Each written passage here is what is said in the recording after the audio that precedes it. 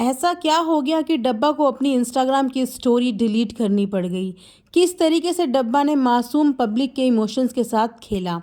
लोगों का गुस्सा डब्बा के ऊपर फूट पड़ा। सो आइए बात करते हैं आज इसी के बारे में पॉडकास्ट में, इसलिए पॉडकास्ट को एंड तक ज़रूर सुनना।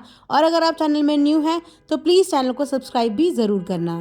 जैसा कि मैंने आपसे पिछले पॉडकास्ट में बात की ही थी कि आई डोंट अंडरस्टैंड कि डब्बा एक के बाद एक कंट्रोवर्सी में क्यों आती जा रही है। जिस डब्बा के व्लॉग पहले बिल्कुल स्मूथ चला करते थे एंड सडनली लास्ट 2 मंथ से ऐसा क्या उनकी व्लॉगिंग में हो रहा है कि वो बार बार कंट्रोवर्सी का शिकार बन जाती हैं। क्या डब्बा ये जानबूझ के करती हैं या जाने अनजाने उनसे ये हरकतें हो जाती हैं? अगर जाने अनजाने ये हरकतें होती तो ये हरकतें पहले भी हो सकती थी, लेकिन आजकल ये हरकतें कुछ ज्यादा ही हो रही है। इस बात का तो फिर यही अंदेशा लग सकता है कि डब्बा जानबूझ के कंट्रोवर्सी करना चाहती है और कंट्रोवर्सियों के जरिए सुर्खियों में आना चाहती है। तो आइए बात करते हैं अभी इनकी लेटेस्ट कंट्रोवर्सी की, जो इंस्टाग्राम पे इनके खिलाफ छिड़ चुकी है जंग। इस बारे में बात करने से पहले मैं आप सबके साथ एक स्क्रीनशॉट जरूर शेयर करना चाहूंगी, जिससे आपको चीजों को समझने में और ज्यादा आसानी होगी। दोस्तों, ये है डब्बा की एक रीसेंट रील, और इस रील को डालने के बाद कमेंट सेक्शन में लोगों के जो कमेंट आए वो भी मैं आपको जरूर डिस्प्ले करूंगी। Abayas are not one for modeling and making fun of with full makeups. There are conditions of wearing abayas. 1 minute you wear abayas and next it your normal clothes. Promotion should be done of things you personally use. Does she wear abaya on daily basis? तो फिर hypocrisy क्यों? Guys, इतना idea मुझे personally नहीं है, लेकिन जिस तरीके के कमेंट्स मैंने उस रील के नीचे देखे और कुछ मैंने आपको शो भी किए, इससे ये तो मुझे थोड़ा समझ में आ गया कि जिस तरीके की रील का प्रमोशन डब्बा ने किया है वो काफ़ी हर्टफुल है उन लोगों के लिए जो अपने रिलीजन में बहुत ज़्यादा डिवोटेड हैं और अपने रिलीजन की दिल से रिस्पेक्ट करते हैं। इसीलिए काफ़ी लोगों की नाराज़गी डब्बा की इस रील के बाद आई, क्योंकि जनरली देखा जाए तो नॉर्मल डेज में हमने कभी भी डब्बा को अबाया पहने हुए नहीं देखा, लेकिन रील के लिए क्योंकि उनका कोलैबोरेशन था और उनके पास अबाया प्रमोशन के लिए आया था, उन्होंने इस अबाया का प्रमोशन किया। तो वहीं पे काफ़ी लोग इस बात से सहमत भी हैं कि ये उनका काम है और उनको प्रमोशन अगर आया तो उन्हें प्रमोशन करना चाहिए। लेकिन इसी बात से बहुत से लोग डिसअग्री भी हैं और काफ़ी ज़्यादा हर्ट भी हैं। मैं इस बारे में अपना कोई भी ओपिनियन नहीं दूंगी, क्योंकि दिस इज समथिंग जो हर किसी के दिल के करीब होगा और काफ़ी लोगों की इसमें सेम राय होगी और किसी की डिफरेंट भी होगी। तो इसीलिए इस बात पे मैं अपना कोई भी कमेंट नहीं पास करूंगी। लेकिन हाँ, इतना मैं ज़रूर बोलती हूँ कि रिलीजन जैसी चीज़ दिल से फील की जाती है और दिल से ही इसकी रिस्पेक्ट की जाती है।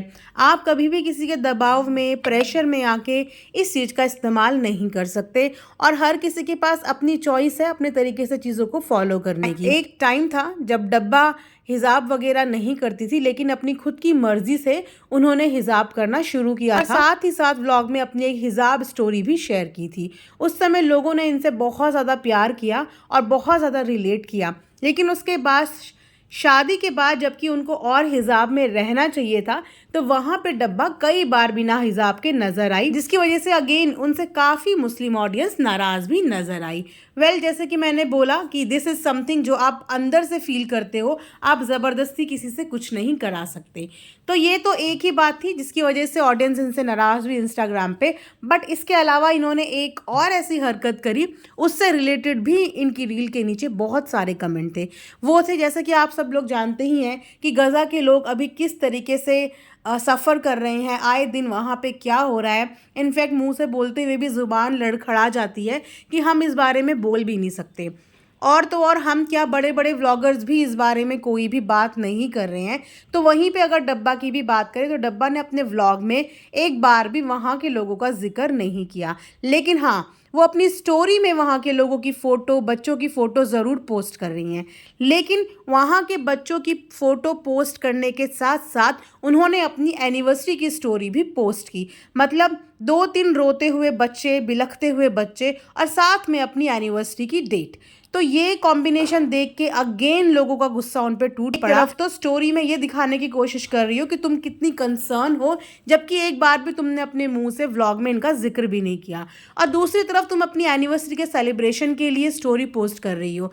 इस तरीके का कॉम्बिनेशन देखते हुए लोगों ने उन्हें हिपोक्रेट तक बोल दिया, कि ये कैसी हिपोक्रेसी है। तो एक्चुअली यही होता है, आप जब एक स्टेज पे पहुंच जाते हो, एक मुकाम पे पहुंच जाते हो, तो लोगों की आपके साथ एक्सपेक्टेशंस बहुत ज़्यादा हाई हो जाती हैं और वहीं पे आपसे अगर इस तरीके की नादानी या गलतियां हो जाए तो ऑडियंस फिर आपको छोड़ती भी नहीं है। तो यही इनके रीसेंट पोस्ट में हुआ। वहाँ पे इन दोनों रीजंस की वजह से डब्बा को बहुत बुरी तरीके से ट्रॉल और टारगेट किया जा रहा है। सो आप भी कमेंट सेक्शन में बताना कि लोगों ने जो ये अपनी आवाज़ उठाई है या लोगों ने जो अपना कंसर्न दिखाया है या ये बोलिए अपनी कंप्लेंट्स डब्बा के कमेंट सेक्शन में छोड़ी है, आपके हिसाब से क्या वो कंप्लेन सही है और आप इस बारे में क्या कहना चाहेंगे कि डब्बा ने जो हिजाब का प्रमोशन डब्बा ने जो अबाया का प्रमोशन किया है, क्या उसको प्रमोशन नहीं करना चाहिए था? और जिस तरीके की पोस्ट उसने अपनी इंस्टाग्राम पे करी और उसके साथ साथ अपने एनिवर्सरी का सेलिब्रेशन की पोस्ट भी ऐड ऑन कर दी, क्या डब्बा को ये नादानी करनी चाहिए थी? वेल, अभी तो वो पोस्ट इनकी हट चुकी है क्योंकि कमेंट सेक्शन में इतनी ज़्यादा हेट इन्हें मिली कि शायद मजबूरी में इन्हें वो पोस्ट हटानी पड़ी। तो कमेंट सेक्शन में अपनी राय ज़रूर देना। यहीं पर आज का रिएक्शन एंड करते हैं। Thanks for watching earth mom Dehradun.